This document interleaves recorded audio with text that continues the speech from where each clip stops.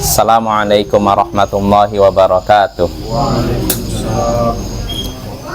Alhamdulillahi ala ihsanih wa syukru lahu ala taufiqi wa amtinanih wa asyhadu an la ilaha illallah wahdahu la syarika lahu ta'ziman li sya'nih wa asyhadu anna Muhammadan abduhu wa rasuluhu da'i ila ridwanih wa sallallahu wa sallama alaihi wa ala alihi wa sahbihi wa ikhwani amma ba'd. Ayohal ikhwal akhwat, a'azzani wa azzakumullah. Saudara-saudariku yang semoga dimuliakan oleh Allah, kita bertemu kembali di malam Rabu untuk mengkaji fikih, pembahasan fikih menggunakan kitab Ad-Durarul Bahiyah fil Masailil Fiqhiyah karya Imam Muhammad bin Ali Asy-Syaukani Al-Yamani rahimahullahu ta'ala. Lalu berikutnya yang jual beli yang terlarang juga, berikutnya yang terakhir sini ya kita nih. Kata Imam Syaukani rahimahullah, wa yajibu wad'ul jawaih, wajib membatalkan penjualan buah yang terkena bencana. Nah gitu, kurang lebih gitu terjemahannya. Wajib membatalkan penjualan buah yang terkena bencana. Bencana ini mau penyakit, mau mungkin kebakaran hutan, mau mungkin angin puting beliung sehingga hancur. Nah, yang seperti ini kalau kata Imam Asy-Syaukani wajib. Ya, maksudnya apa Bapak? Kita baca hadisnya. Kita sampai sini kan? Terakhir kan? Kata Imam Asy-Syaukani rahimahullah, dalilnya dulu ya.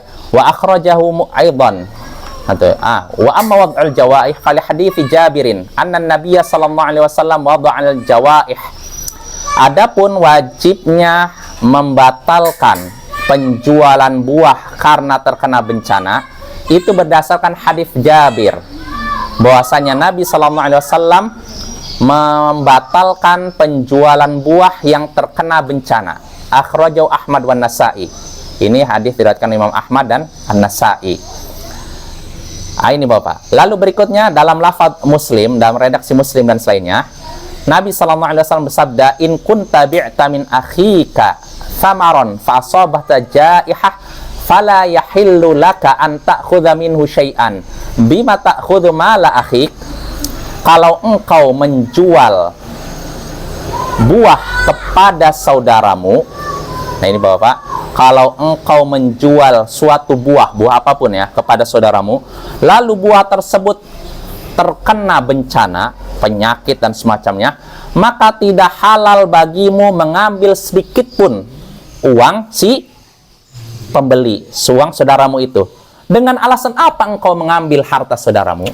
Artinya begini, kasusnya saya punya pohon berbuah, dibeli oleh pembeli, ini uangnya ya, nanti diambil lagi misalkan 1 hari. Nah, pas sudah mau 1 hari Bapak nih, udah uang udah dikasih ke saya, misalkan anggap duren aja ya, duren lah, misalkan saya beli berapa ini. Nah, setelah dijual ternyata besoknya, atau anggap sudah dipetik atau belum dipetik, ternyata terkena bencana, penyakit atau apa. Nah, sedangkan uang sudah dipegang, gimana nih? Maka kata Nabi, tidak boleh engkau mengambil sedikit pun harta saudaramu. Artinya apa? Kembalikan. Pak. Makanya Nabi memerintahkan tadi untuk membatalkan penjualan buah yang terkena bencana. Artinya kembalikan. Baik buahnya ini rusak sebelum dipetik maupun setelah dipetik.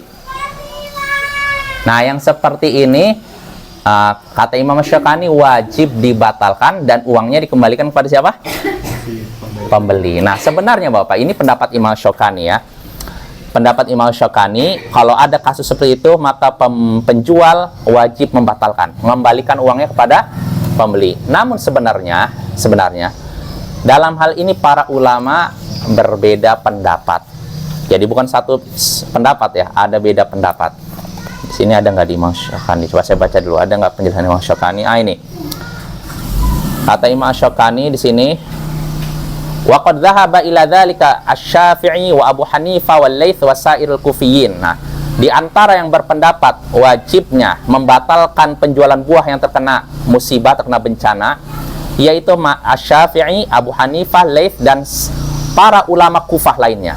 Nah, ini pendapat Imam Syafi'i, Abu Hanifah. Entah ini pendapat Imam Syafi'i pendapat yang lama atau baru, saya lupa gitu ya.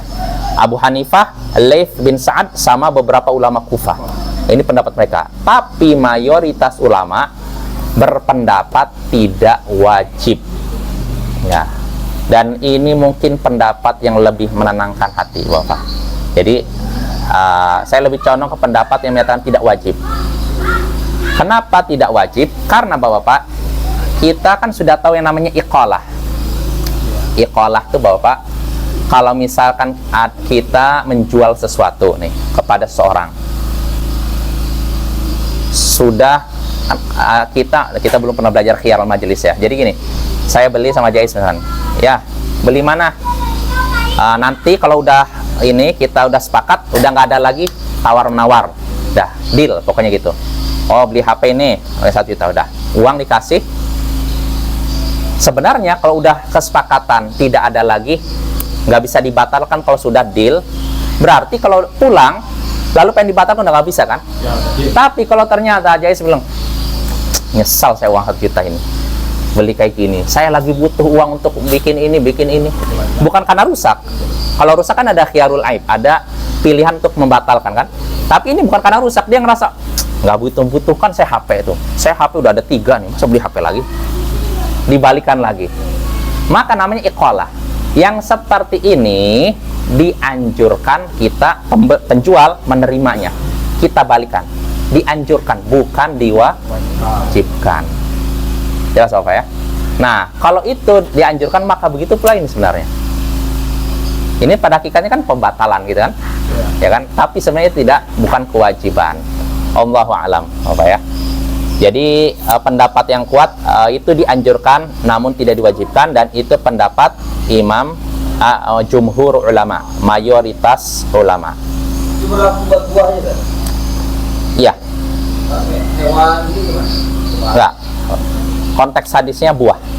Pembahasan para ulama buah. Buah kan kayak misalkan dimakan ulat mendadak atau apa gitu. Saya beli kambing sama Ustaz, tiba-tiba sakit kan? Terus? Uang sudah di ini kan? Iya, itu mau saya minta kembali. Ya itu namanya iqalah.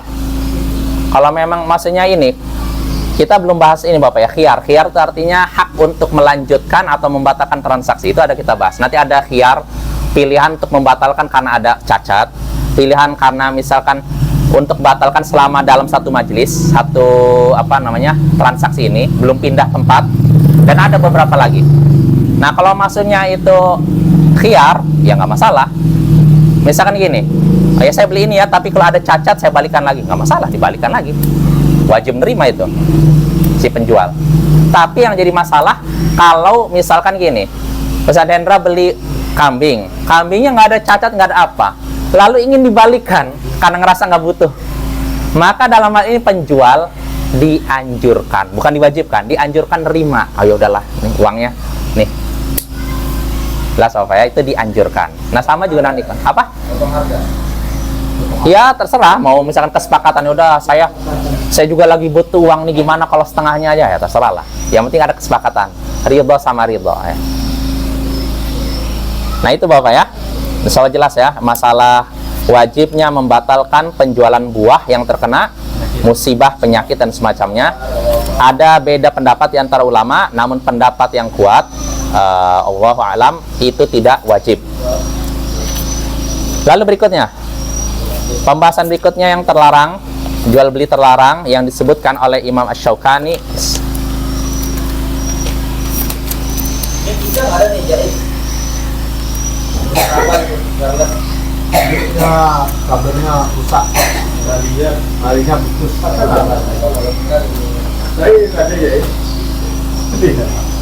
Insya Allah nanti pas di rumah tahfiz bisa. Kita bisa insya Allah. Ya kita lanjut. Jadi itu yang wajibnya membatalkan penjualan buah yang terkena musibah. Nah lalu berikutnya Bapak, kata Imam Syaukani rahimahullah, wala yahillu salafun wa bai'un. Nah, ini satu rangkaian nih. Wala syartani fi bai'in, wala bai'atani fi bai'atin. Nah ini tidak halal penjualan disertai dengan pinjaman, dan tidak juga boleh ada dua syarat dalam satu penjualan, dan tidak boleh ada dua akad jual beli dalam satu penjualan. Nah, ini ada 3 masalah, sebenarnya sama semuanya intinya Bapak ya.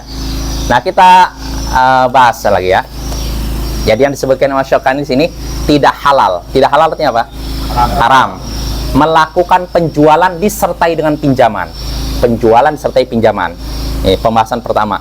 2, wala syartani fi bai'in, dan tidak halal, tidak boleh atau haram melakukan jual beli dengan 2 syarat. Ada 2 syarat dalam jual beli ya, nanti akan kita bahas. Lalu ketiga, dan tidak halal melakukan 2 akad dalam satu jual beli. Jadi ada 3 masalah Pak. Pertama, jual beli dengan disertai pinjaman. Kedua, jual beli dengan disertai 2 syarat. Ada 2 syarat dalam jual beli tersebut. Lalu 3, adanya 2 akad jual beli dalam satu penjualan. Nah, itu 3 masalah, dan ketiga-tiganya terlarang, terlarang berdasarkan hadis Nabi Sallallahu Alaihi Wasallam. Di sini hadisnya dari hadis Ibnu Umar, Abdullah bin Umar, anna Nabiya Sallallahu Alaihi Wasallam qala, Nabi Sallallahu Alaihi Wasallam bersabda, la yahillu salafun wa bai'un wala syartani fi bai'in wala ribha ma lam yadman wala bai'a ma laysa indak. Tidak halal penjualan disertai dengan pinjaman, wala syartani fi bai'in, dan tidak boleh juga ada 2 syarat dalam satu penjualan, dan tidak boleh mengambil keuntungan sesuatu yang belum dipegang, artinya menjual sesuatu yang belum dikuasai. Wala bai'a ma laysa indak, ini sama juga, dan tidak boleh menjual sesuatu yang tidak engkau miliki. Nah, ini larangan tadi, 3 tadi. Nah, kita bahas. Pertama, Bapak, di sini kata Nabi tidak boleh menjual disertai dengan pinjaman. Maksudnya apa? Menjual dengan disertai pinjaman. Gambarannya begini Bapak. Seperti gini. Nih, saya beli barang kamu, tapi kamu berikan pinjaman sekian kepada saya. Saya beli barang kamu, tapi kamu ngasih pinjaman kepada saya. Atau kebalikannya, si penjual berkata, saya beri pinjaman kepada kamu segini dengan syarat kamu beli produk saya. Nah, ini kan sebenarnya pada hakikatnya bukan jual beli ini. Nah, ini ada unsur riba sih Bapak. Ya, itu Bapak ya. Jelas gambarannya ya. Jadi tidak boleh melakukan penjualan dengan sertai pinjaman. Jadi seorang menjual sesuatu, saya pinjamkan itu kepada kamu dengan syarat kamu beli produk saya. Jelas. Ini dari penjual, begitu ya pembeli. Ya, saya mau beli produk kamu dengan syarat beri saya pinjaman segini. Nah, yang seperti ini terlarang. Apa? Ya itulah. Itu ada semacam itu, ada unsur riba juga. Ya. Karena apa? Dia ketika memberikan pinjaman, penjual nih misalkan, saya berikan pinjaman kepada kamu nih 1 juta, tapi kamu beli HP saya yang harga 500.000. Ini sebenarnya apa? Ini riba. Karena kaidahnya kullu qardin jarra naf'an fahuwa riba. Setiap pinjaman yang menimbulkan keuntungan, menghasilkan keuntungan, maka itulah riba. Maka nggak boleh Bapak ya. Nih, saya nih. Nah, tapi kamu beli ini saya, baju saya, apa nggak boleh. Nah, itu ada unsur riba. Hah? Iya, itulah. Dan kadang orang gitu, demi mendapatkan keuntungan pakai siasat seperti itu. Kalau orang awam mengira, oh ini nggak apa-apa lah. Tapi sebenarnya itu adalah riba. Na'udzubillah min dzalik ya. Kalau pakai hadiah, Ustaz? Kayak gimana? Pakai hadiah, saya beli dapat hadiah ini. Beli sabun dapat piring misalnya. Oh, maksudnya gini, kamu mau dapat Ya, beli sabun dapat piring. Oh, maksudnya tanpa di sabunnya tuh ada piring. Oh, tanpa tanpa diumumkan kan? Ya, misalnya kamu mau sabun, beli sabun saya kasih piring. Gitu. Kamu beli sabun, saya piring, nggak masalah itu, nggak masalah, nggak masalah, itu nggak masalah itu, nggak masalah. Kan banyak tuh sabun-sabun tuh, kadang hadiahnya gelas, kadang piring. Iya, nggak masalah. Dari pabriknya. Hadiahnya kan langsung kan? Ya, Oh ya nggak masalah. Beli dapat langsung. Iya. Yang nggak boleh itu kalau ada unsur kayak diundi. Nah, kamu beli ini nanti dapat undian nanti. Nah itu yang jadi masalah. Kalau itu nggak masalah. Jadi Bapak ini kadang kalau kita lihat transaksi zaman sekarang tuh orang tuh kadang licik kadang. Udah mendapatkan uang tapi caranya seperti itu. Seolah-olah jual beli padahal dia sedang cari keuntungan lewat pinjaman contoh yang tadi. Nah itu. Nah kata ini ini Imam Asy-Syaukani menyebutkan contohnya nih Imam Malik. Imam Asy-Syaukani menyebutkan pendapat Imam Malik tentang tadi tidak boleh melakukan penjualan disertai dengan pinjaman. Kata Imam Malik, huwa an yuqridahu qardan thumma yubayi'uhu alaih yazdadu alaih. Yaitu seseorang memberikan pinjaman kepada orang lain. Setelah itu dia jual beli dengannya dengan cara apa? Barangnya ditambah. Nih misalkan nih saya pinjam kan kepada kamu 1 juta, tapi kamu beli HP 1.200.000. Atau nggak mesti nambah, ngurang pun sama juga. Nih saya pinjam kamu 1 juta ya, tapi beli ini harga 500. Sama aja pada hakikatnya. Itu namanya riba. Wa huwa fasidun, kata Imam Asy-Syaukani, itu fasid, jual beli yang rusak. Kenapa? Li'annahu innama yuqriduhu ala an yuhabihi fi tsaman. Kenapa? Karena dia memberikan pinjaman tujuannya apa? Supaya apa? Supaya orang itu mau beli. Nah itu Bapak, ya kan? Iya. Intinya gitu kan, masih pinjaman supaya dia beli. Nah yang seperti ini tidak boleh. Ya, jelas Bapak ya? Kalau pembelinya sendiri kan syarat Kayak gimana? pinjamkan saya uang, nah baru saya beli. Sama aja. Sama aja, itu kan jual beli disertai pinjaman. Mau dari pihak penjual, pihak pembeli, ya itu nggak boleh. Jelas Bapak? Nah itu tentang jual beli dengan disertai pinjaman. Lalu berikutnya yang disebutkan dalam hadis tadi dan disebutkan Imam Asy-Syaukani, dan tidak boleh ada 2 syarat dalam satu transaksi jual beli. 2 syarat. Maksudnya apa ini? Waktunya masih cukup nggak? Cukup ya? Apa Bapak? 2 syarat dalam jual beli. Ada yang tahu? Contohnya gini. Ya saya sebutkan contoh dulu, nanti baru kita bahas kalau memang ada perbedaan pendapat. Imam Ahmad berkata, contohnya nih, ini pendapat Imam Ahmad ya. Misalkan saya beli baju kamu dengan syarat kamu yang saya beli kain kamu nih, kamu kan jualan kain. Saya beli kain kamu dengan syarat kamu jahitkan, setelah itu kamu bawa ke rumah saya. Saya beli kain kamu dengan syarat apa? Menjahitnya, terus apa? Ya. Bawa ke rumah saya. Ada 2 syarat kan? Ya. Nah, kata Imam Ahmad, ini terlarang. Terus gimana kalau misalkan cuma 1 syarat? Saya beli kain ini dengan syarat kamu bawakan ke rumah saya. Kalau 1 syarat gimana? Kalau kata Imam Ahmad boleh. Karena dalam hadis yang disebutkan 2 syarat. Kalau 1 syarat boleh. Ini pendapat Imam Ahmad Bapak. Tapi pendapat mayoritas ulama, walaupun 1 syarat nggak boleh. Itu di luar upah gitu ya? Hah? Di luar upah ya? Iya. Kan syaratnya itu. Nah, itu di Iya. luar upah ya? Iya. Kan syaratnya itu. Jadi itu Bapak, ini pendapat mayoritas ulama. Tapi Bapak ada pendapat ulama lain. Jadi bukan cuma 2 nih. Memang ini pendapat Imam Ahmad 2 syarat. 2 syarat nggak boleh dalam jual beli. Mayoritas ulama walaupun 1. Imam Al-Baghawi menyatakan jumhur ulama 1, walaupun 1. Misalkan saya beli ini kamu ya, kain kamu dengan syarat kamu bawa ke rumah saya. Atau dengan syarat kamu jahitkan. Nggak boleh nih. Ini pendapat jumhur ulama. Tapi pendapat Syekhul Islam Ibnul Qayyim rahimahullah taala dan Syekh Ibnul Utsaimin, kata beliau maksud 2 syarat di sini bukan 2 syarat tadi maksudnya. Maksudnya 2 syarat yang bisa mengantarkan pada riba. Bahkan bukan cuma 2 syarat. 1 syarat pun ini bisa kalau memang mengantarkan pada riba, maka jual belinya tidak boleh. Contohnya apa?